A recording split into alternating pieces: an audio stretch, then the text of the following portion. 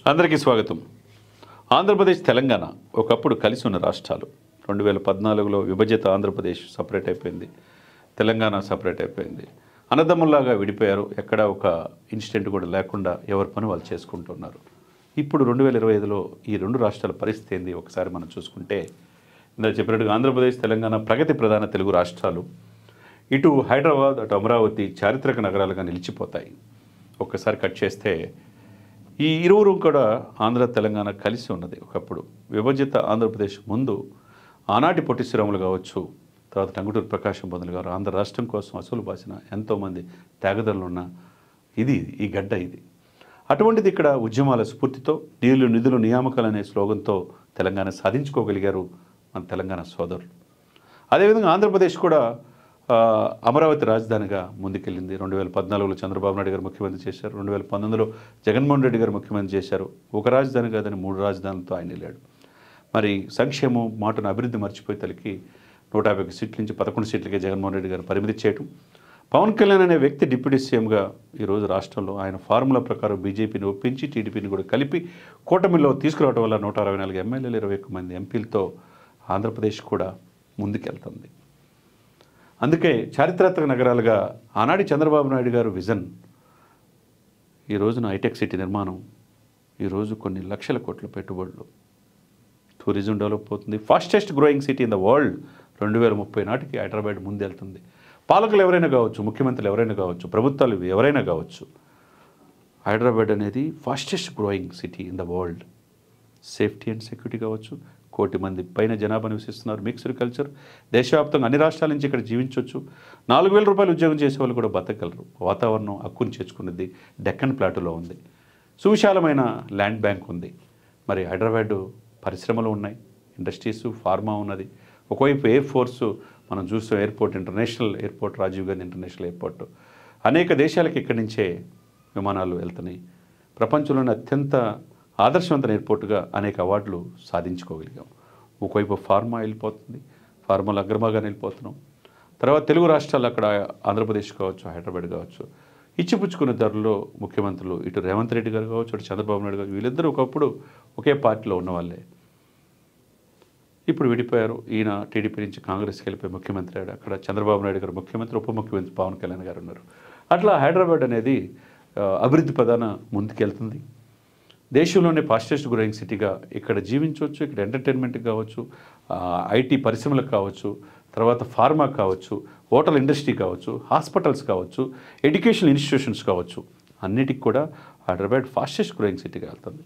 అదేవిధంగా మన అమరావతి, మరి ఇదే హైదరాబాద్ అభివృద్ధిని చూసుకొని అదే చంద్రబాబు నాయుడు గారు 4.5 దశాబ్దాల అనుభవంలో ఆయన అమరావతిని తీర్చిదిద్దే తీరు కూడా మనం ప్రశంసించాల్సిన అంశం.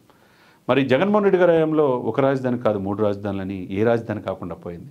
ఇప్పుడు అమరావతి రాజధాని అని అటు చంద్రబాబు నాయుడు గారు, పవన్ కళ్యాణ్ గారు అనేక దేశాలు తిరిగి అమరావతి రాజధాని పూర్తి చేయడానికి మరి అహర్నిశలు 24 గంటలు 7,000 మంది వర్క్ చేస్తూ ఉన్నారు.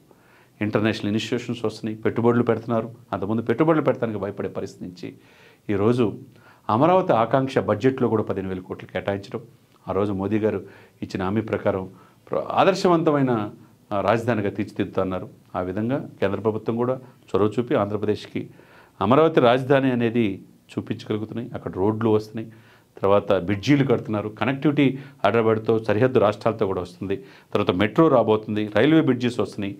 ఇవన్నీ ఒక ఎత్తు అయితే ఆంధ్రప్రదేశ్కి గుజరాత్ తర్వాత అంత తీర ప్రాంతం 974 కిలోమీటర్ల తీర ప్రాంతం ఉంది.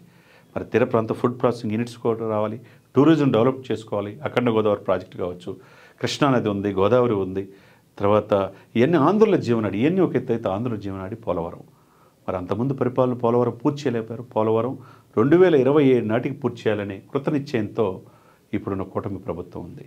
అంటే మరి అది కనుక జరిగితే ఆంధ్రుల జీవనాడి కొన్ని లక్షల ఎకరాలకి సాగునీరు వచ్చే అవకాశం ఉంది. సస్యశ్యామలంగా పంటలు పండే అవకాశం ఉంది. తీర ప్రాంతం కింద చెప్పినట్టుగా గుజరాత్ ఎందుకు డెవలప్ అయిందంటే ప్రపంచం మినీ వరల్డ్గా అక్కడ మోదీ గారు గుజరాత్ని వైబ్రెంట్ గుజరాత్గా తయారు చేయగలిగారు. అదృష్టం కొద్దీ ఆంధ్రప్రదేశ్కి తీర ప్రాంతం, సముద్ర తీర ప్రాంతం ఎక్కువ ఉంది. ఈ 974 కిలోమీటర్లు కనుక ఉపయోగించుకుంటే food processing units, tourism, Godavari అందాలు ఇవన్నీ కూడా ఉపయోగించుకోగలిగితే మనం నెక్స్ట్ లెవెల్లో ఆంధ్రప్రదేశ్ వెళ్తుంది, చారిత్రాత్మకంగా నిలిచిపోతుంది అనటంలో ఎటువంటి అతిశయోక్తి లేదు. మరి గత పాలకులు గత 5 సంవత్సరాల్లో గ్రామీణాభివృద్ధిలో 23వ ప్లేస్ నుంచి 3వ ప్లేస్కి వచ్చారు. 12,336 గ్రామాల్లో గ్రామ సభలు పెట్టి పవన్ కళ్యాణ్ గారి ఆధ్వర్యంలో వాళ్ళు రికార్డు సాధించగలిగారు. మరి ఇవన్నీ మనం చూస్తూ ఉంటే అక్కడ కూడా ఎడ్యుకేషన్ ఇన్స్టిట్యూషన్స్ ఉన్నాయి. తీర ప్రాంతంతో పాటు ఎంటర్టైన్మెంట్ సాధనం ఉన్నది. తర్వాత మారేడుమల్లి ఫారెస్ట్ ఉంది. బౌద్ధుని అవశేషాలు కూడా మనం చూసాం. జైనుల యొక్క పార్శ్వనాథ టెంపుల్ ఉంది. నాగార్జున విశ్వవిద్యాలయం ఆచార్య నాగార్జున పేరుతో ఉన్నది. ఆంధ్ర యూనివర్సిటీ, విశాఖకు ఆంధ్రుల హక్కుని ఆ రోజుల్లో వెంకయ్యనాయుడు గారు మాజీ ఉపరాష్ట్రపతితో సహా అనేక మంది చదువు అందించిన ఆంధ్ర విశ్వవిద్యాలయం ఉంది. తర్వాత తిరుపతి పద్మావతి యూనివర్సిటీ, వెంకటేశ్వర యూనివర్సిటీ, ఇవన్నీ ఒక ఎత్తు అయితే ఆంధ్రప్రదేశ్కి ఎట్లయితే హైదరాబాద్ ఇన్ని ఉన్నాయో, ఒకవైపు పుణ్యక్షేత్రాలు యాదగిరిగుట్ట కాడి నుంచి అలంపూర్ టెంపుల్ కాడి నుంచి ఇవన్నీ చూసుకుంటూ ఉండొచ్చు. ఇక్కడ భద్రాచలం, అక్కడ ఆంధ్రప్రదేశ్కి కూడా విజయవాడ కనకదుర్గమ్మ అమ్మవారు, తర్వాత అక్కడ ఉత్తరాంధ్రలో కూడా టెంపుల్స్ మనం చూసాం. మనం ఏదైతే ఉత్తరాంధ్రలో వచ్చేతలకి చాలా ఇంపార్టెంటే ఉన్నాయి. ద్వారకా తిరుమల ఉన్నది. ఆ తర్వాత ఇక్కడ కట్ చేసి చిన్న తిరుమల అంటాం. ఇక్కడ కట్ చేస్తే తిరుమల వాటికన్ సిటీ తర్వాత అంత పవిత్రమైన పుణ్యక్షేత్రం. పాస్టర్స్ ఎక్కువ మంది భక్తులు వచ్చి ఎక్కువ ఆదాయం వచ్చే పరమ పవిత్రమైన తిరుమల వెంకటేశ్వర స్వామి టెంపుల్ ఉంది. వీటితో పాటు ఒంటిమిట్ట ఆలయం కూడా తీసుకొచ్చారు, ప్రాధాన్యతలోకి ముందు తీసుకొస్తున్నారు. అనేక పుణ్యక్షేత్రాలు కూడా ఇక్కడ ఉన్నాయి. శ్రీపాదగయ పిఠాపురంలో ఉన్నది. తర్వాత ఇవన్నీ కూడా పుణ్యక్షేత్రాలతో పాటు టూరిజం డెవలప్మెంట్ కూడా అవడానికి ఇప్పుడున్న ప్రభుత్వం కూడా కృషి చేస్తుంది. కాబట్టి ఆంధ్రప్రదేశ్, తెలంగాణ వీళ్ళిద్దరు కూడా అన్నదమ్ములాగా, ఎక్కడ వేరే రాష్ట్రాల్లో ఉన్న ఫీల్ అనేది ఇక్కడ ఉండదు.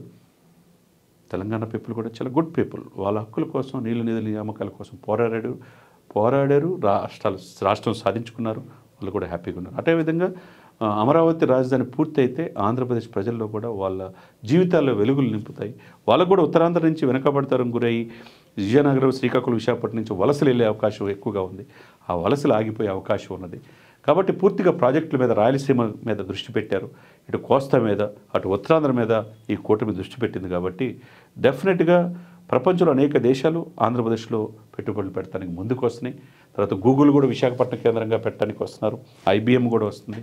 తర్వాత ఇన్ఫోసిస్ కూడా ఆంధ్రప్రదేశ్ పెట్టడానికి వస్తున్నారు. బిల్ గేట్స్ని కూడా సంప్రదించడం జరిగింది. ఏదేమైనా చంద్రబాబు నాయుడు గారికి 4.5 దశాబ్దాల అపారమైన రాజకీయ అనుభవం, పవన్ కళ్యాణ్ గారికి ఉన్న చొరవ, డెఫినెట్గా ఆంధ్రప్రదేశ్ కూడా చారిత్రాత్మకమైన నగరాలుగా అమరావతి, ఇటు హైదరాబాద్ నిలిచిపోతుంది అనటంలో ఎటువంటి అతిశయోక్తి లేదు.